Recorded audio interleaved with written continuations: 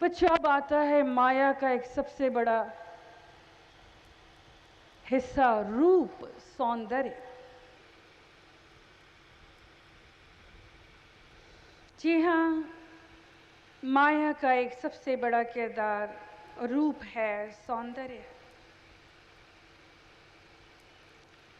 ईश्वर ने इस सृष्टि को चलाने के लिए नर और नारी को जन्म दिया। नारी के बगैर नर अधूरा है और नारी नर के बिना। दोनों एक ही गाड़ी के दो पहिए हैं।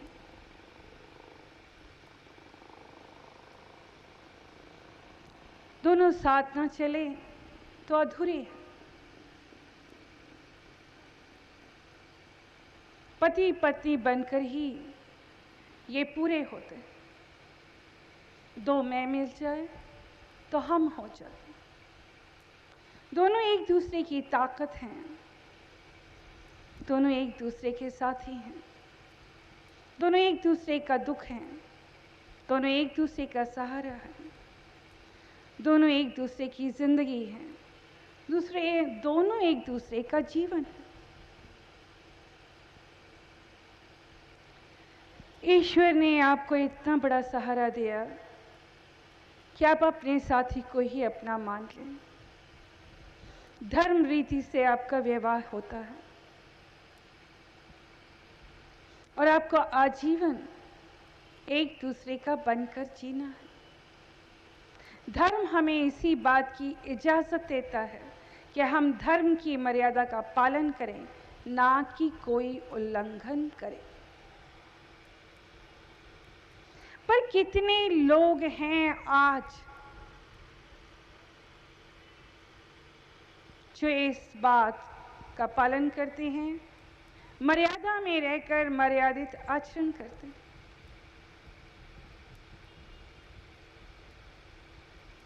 आज शादी ब्याह भी गुड़िया गुड्डे का खेल हो गया। आज शादी होती है, कल तलाक हो जाता है। कारण पूछें तो विचार मेल नहीं खाए, पसंद नहीं। शादी में देखकर खुद चुन कर लाते हैं, फिर दोष निकल आते हैं, रहना नहीं चाहते। कोई इस बात पर ध्यान नहीं देता कि ये सब परमात्मा की मर्जी से हुआ, जो भी हो रहा है उस मालिक की रजा से हुआ। अब आपको जो भी साथी मिला है, आपको जीवन पर्यंत उसी से निभा करना है, क्योंकि आपका धार्मिक विवाह हुआ है, आप पर शादी की स्टैंप लगी है, मोहर लगी है।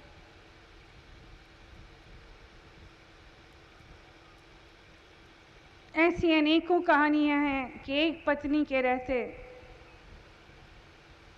आपको कोई और रूप, कोई और स्त्री पसंद आ जाती है। आप उसके रूप के दीवाने हो जाते हैं, उसके सौंदर्य के दीवाने हो जाते हैं।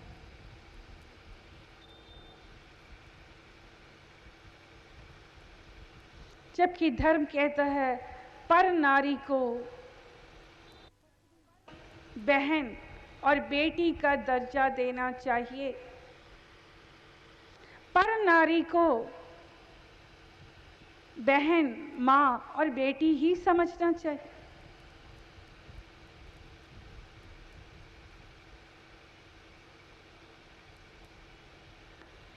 बच्चों, आए दिन ऐसी घटनाएं आती हैं जहां कई बार पुरुष आते हैं कि उनकी पत्नी उनको छोड़कर चली गई, उन्हें नापसंद कर गई, वो किसी और को पसंद करती। और ज्यादातर ऐसी कहानियां आती हैं जहां विवाहित पत्नी आकर कहती उनके पति ने उनके रहते किसी और को पसंद कर लिया, उन्हें छोड़ दिया।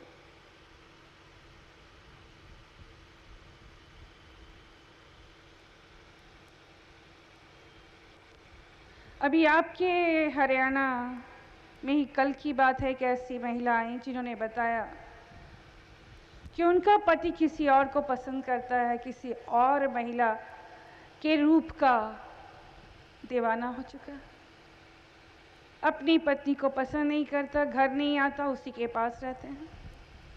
कारण जानना चाहेंगे? वो बीमार हैं,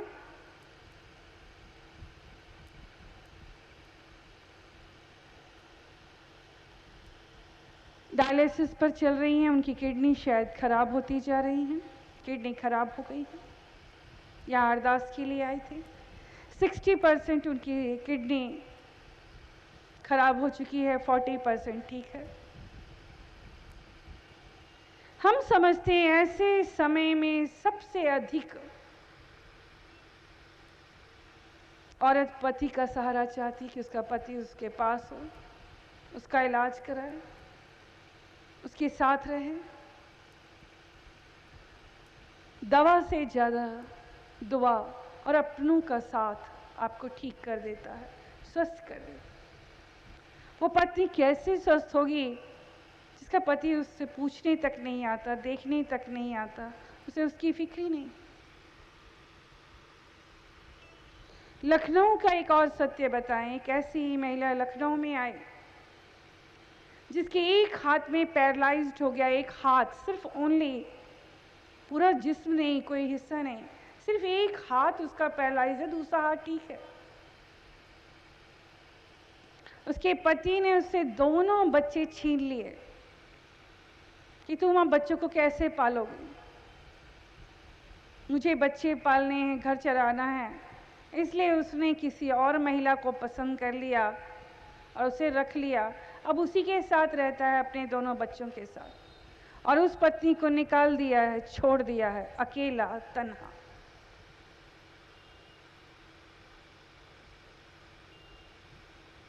आपको क्या लगता है, क्या सचमुच उसे बच्चों की फिक्र है, या अपने सुख के लिए उसने एक महिला को किया? क्यों उसे तन्हा छोड़ दिया जिसे सहारे की जरूरत है, जिसका हाथ पैरालाइज्ड हो गया? क्या पति का धर्म नहीं उस पत्नी की सेवा करना?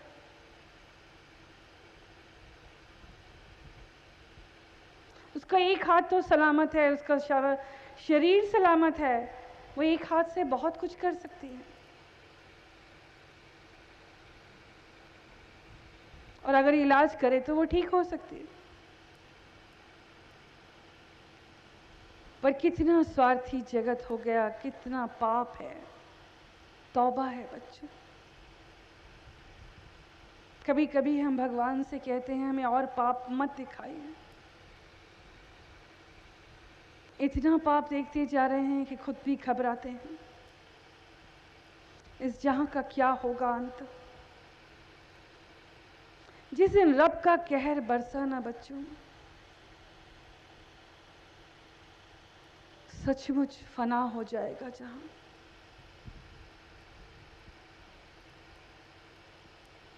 जहां इतनी मति भ्रष्ट हो गई,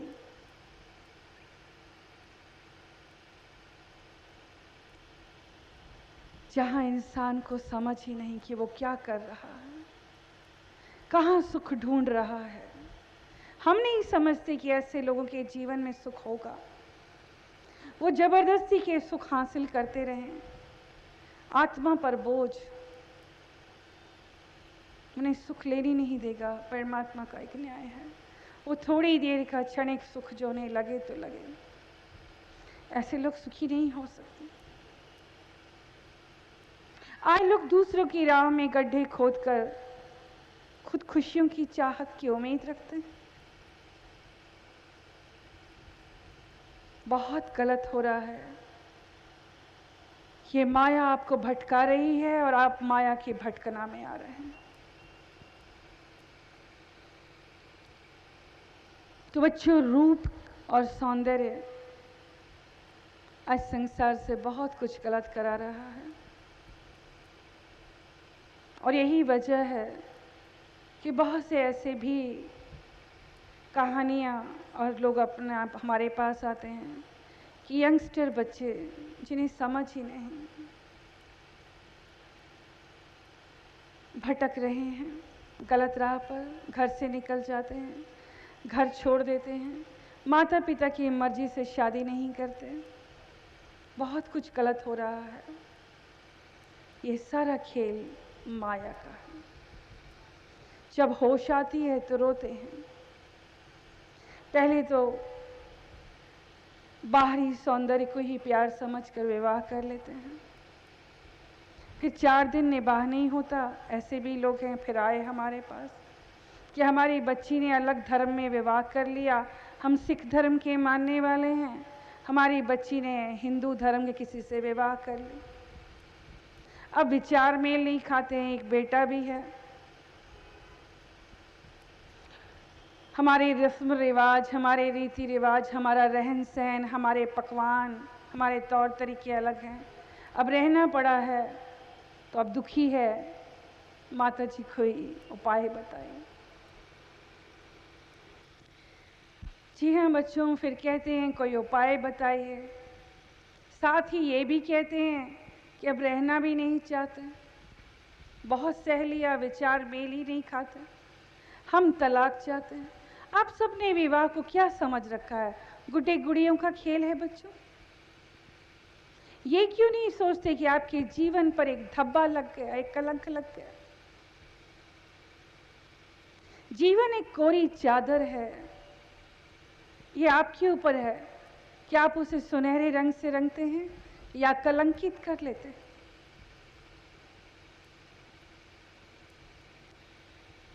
तो बच्चों, ये माया का खेल है। वो जिधर नचाती है आप नाचते हैं, क्योंकि धर्म का ज्ञान नहीं, अज्ञानतावश आप ऐसी भूल करते।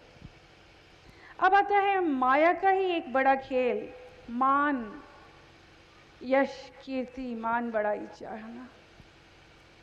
लोगों को बड़ी भूख है कि हमें यश मिले, कीर्ति मिले, हम ऊंचे हो जाए। बच्चों, इतना आसान नहीं कि हर एक को यश और कीर्ति मिल जाए। ये उसकी दया होती है, उसकी इनायत होती है तो किसी को मिलती है, चाहने से नहीं मिलती। आज घर घर यही रोना है, हम सबके साथ करते हैं, सबसे अच्छा व्यवहार करते हैं। सारी जिंदगी बीत गई, हमने किसी के साथ बुरा व्यवहार नहीं किया, और कोई हमें समझता नहीं। हमारी जिंदगी में यश कीर्ति नहीं। बच्चों, हम तो कहते हैं एक तरह से अच्छा ही है।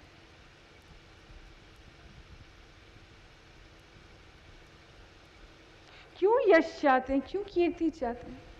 क्या आपके मन में ये संतोष काफी नहीं कि आप जिंदगी में अच्छे कर्म कर रहे हैं, नेक कर्म कर रहे हैं, परमात्मा की नजर में आप सही हैं, गुरु की नजर में आप सही हैं, उसकी नजर सवल्ली हो, उसकी नजर में हम सही हों, यही बहुत बड़ी जीत है। एक ऐसे ही सेठ जी थे बच्चों। सेठ के पास दौलत बहुत थी, पर सेठ को भी लालच हो गई कि मैं ऐसे कार्य करूं जहां मुझे यश मिले, कीर्ति मिले। दुनिया को दिखाने के लिए तो इस सेठ जी बहुत धार्मिक विचारधारा के थे। सेठ जी जैसा कोई नहीं था। सेठ जी ने यश और कीर्ति प्राप्त करने के लिए एक नहीं, दो नहीं, अनेकों धर्मशालाएं बना दी, वृद्ध आश्रम बना दिए, मंदिर बनवा दिए, अनाथ आश्रम बना दिए, अस्पताल बना दिए, हॉस्पिटल्स बना दिए, और हर जगह सेठ जी के नाम का एक पत्थर लग गया, उनकी मूर्तियां बनकर स्थापित हो गई, लग गई। सबको खबर, दूर दराज तक लोग जानते थे कि सेठ जी बहुत धर्मात्मा, जहां देखो उन्हीं के नाम का आश्रम, जहां देखो उन्हीं के नाम पर वृद्ध आश्रम, अस्पताल, मंदिर, धर्मशाला। उन्होंने रहते जीवन में, अपने लंबी उम्र में जीते जी बहुत यश, कीर्ति, ख्याति और प्रतिष्ठा खूब पाई। और एक समय आया जब सेठ जी के मृत्यु हो गई। पत्नी के पास और बच्चों के पास आज खाने के लिए भी धन नहीं था। पति चला गया, पत्नी रोती, बच्चे रोते, तरस तरस कर भोजन मिल रहा था।